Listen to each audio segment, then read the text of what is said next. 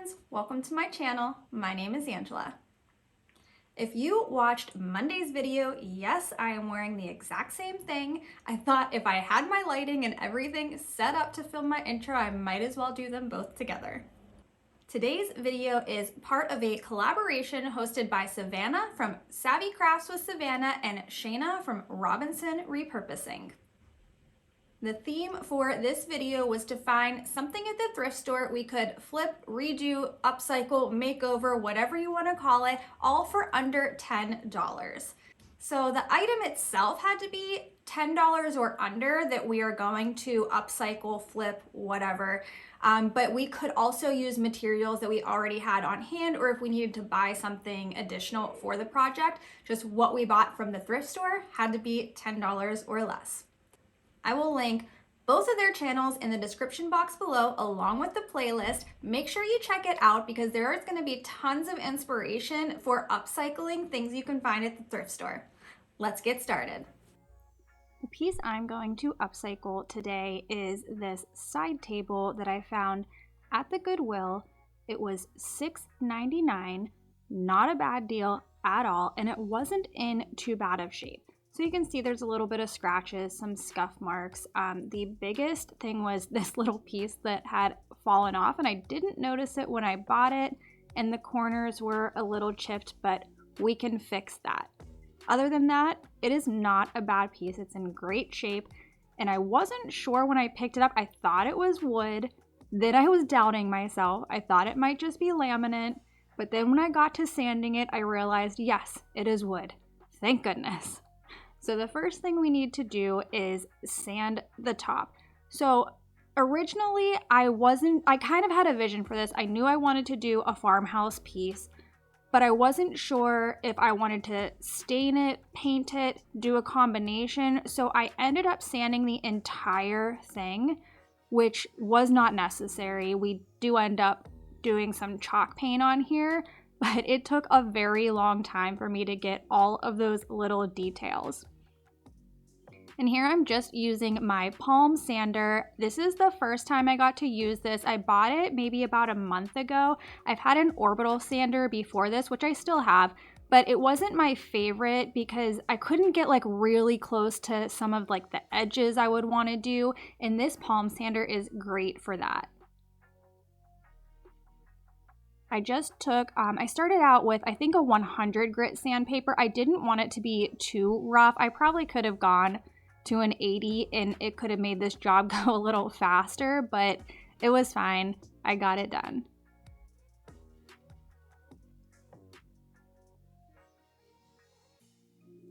Next thing I need to do is make all of my repairs. So I'm just using my CA glue. So this is super glue with an accelerator.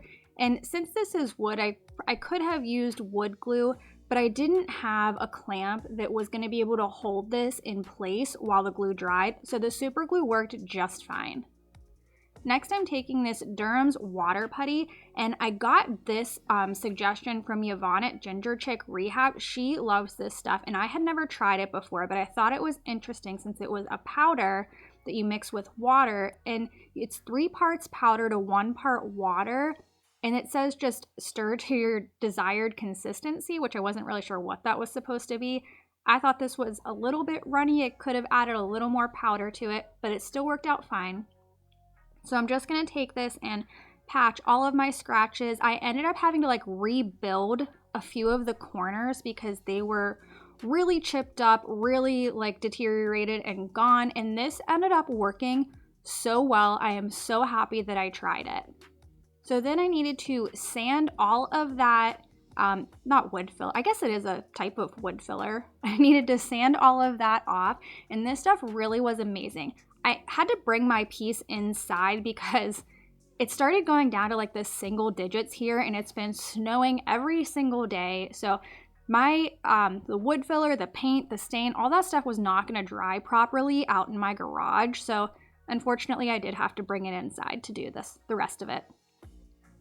But I'm going to show you here how good that Durham's water putty works. Like, look at how nice it patched that, and it really did like rebuild a few of my corners. It looks so nice. So next I taped off the flat surfaces. So I'm going to paint the bottom and then those pieces on the side that are like between the second tier. And my dog was really needy and really wanting to be a part of this process since I was inside. Look at that cute little face. I ended up having to block him off because his head just kept getting in my way. I cut out a lot of this part because all you could see was his nose and his face. But he wanted to be on top of me while I was painting. And I'm using Waverly's chalk paint and ink for this black part.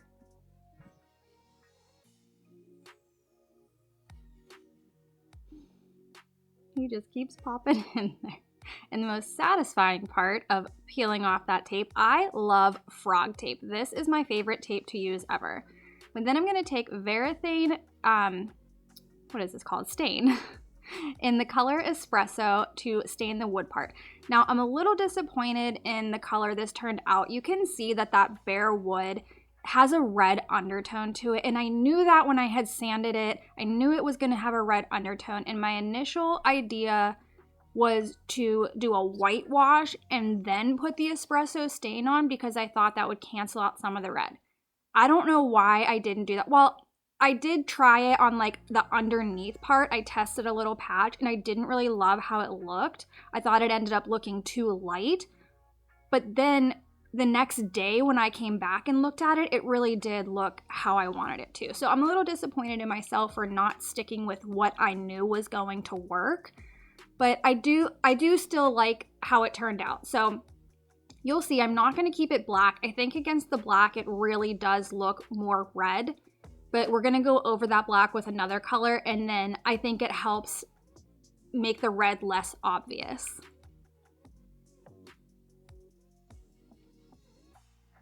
And here's the underneath. So this piece ended up being like 3 different types of wood, and that underneath is the color I wanted it. And you can see here that top was a different type of wood, and it just really has that red tone to it, which was not what I wanted. So a little disappointing, but I still love the way this piece turned out. And my craft room was very cramped trying to film this, so it is very tight in there. So next I'm taking white Waverly chalk paint and I watered it down, and I know you're thinking, why did you just paint that black if you're gonna go in and paint it white? Well, I wanted to stress it because I wanted this to be a farmhouse piece, and I didn't want that wood color to show through when I distressed it. I want the black to be what shows through. So I watered it down because I knew I was gonna have to do multiple layers, and with chalk paint, it is pretty thick, so I didn't want it to just keep building up and building up. So the first layer I watered it down, and then I did 2 more layers of the white, and I did not water the second 2 down, but I did make sure to keep my brush like pretty damp, and I used a smaller paintbrush to get in all of those little creases. You can see how the wood is looking a little less red next to that white compared to how it looked against the black. This is also the first time I've ever used chalk paint to paint furniture, and I'm not sure if I love it. I know I've watched a lot of videos and listened to a lot of people's opinions about it, and so many people love it. I'm just not sure. Maybe it's because this was my first piece using the chalk paint. I don't know. By the end, I was getting a little bit more comfortable with like the feel and the texture of it, but it is definitely different than using like a latex paint.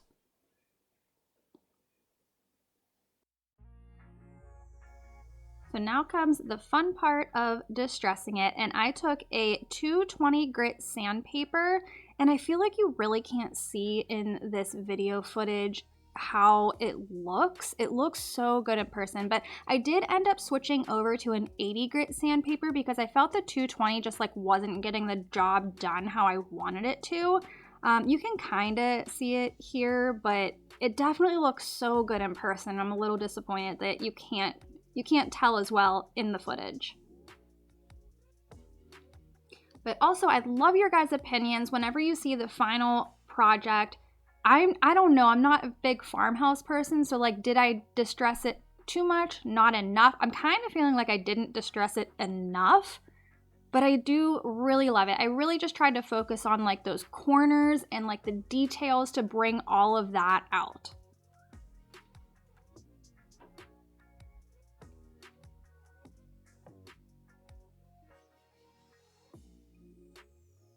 So the last step we need to do is take some wax to seal it, and I'm using Bare Wax. This is a finishing wax and it is clear, just with a stiff wax brush.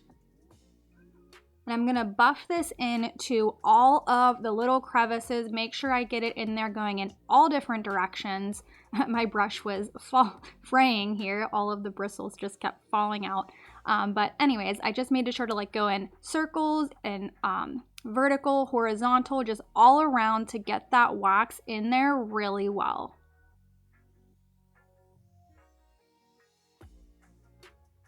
I feel like the wax also brought out the black underneath of the white a lot better.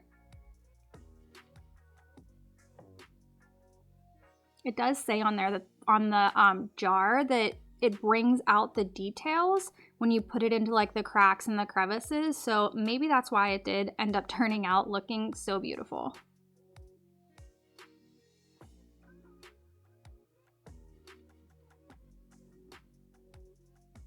Then I need to do the top here, and you can still see that it is a red undertone, but it does look a lot less obvious against the white. I guess my flooring doesn't help either because my flooring has a red undertone also. But again, you just want to make sure to go in buffing motions, vertical, horizontal, just rub it in there nice and good.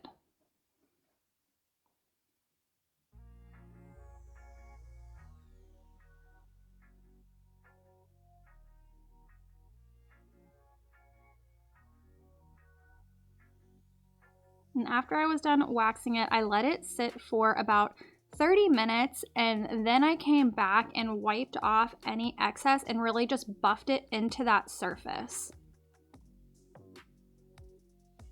Whenever you're doing this step, you can really tell like when you need, like where you need to get the wax off, because your cloth is just going to like stick to that, and you can see it here, like it's really just sticking at first, and then I need to just buff it in really well, just keep working it into the surface until my cloth runs smooth over the surface, and that's how you know that you have buffed all of the wax in.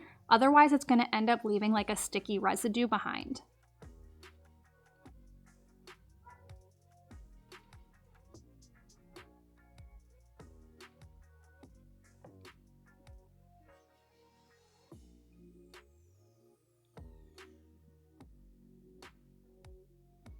So now let's take a look at the reveal. One last look at the before.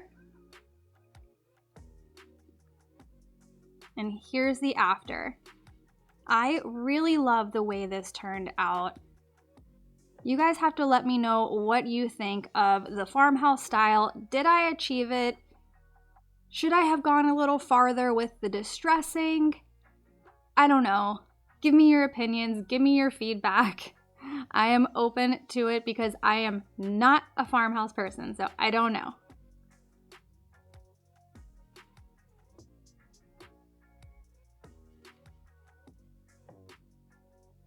You can also see those corners where I had to use the Durham's water putty, just how it is a little slightly different color, but I did a lot of research on trying to figure out the best way to stain wood filler, and dark stain was what I found would be the easiest. If you use a light stain, it just wasn't gonna work.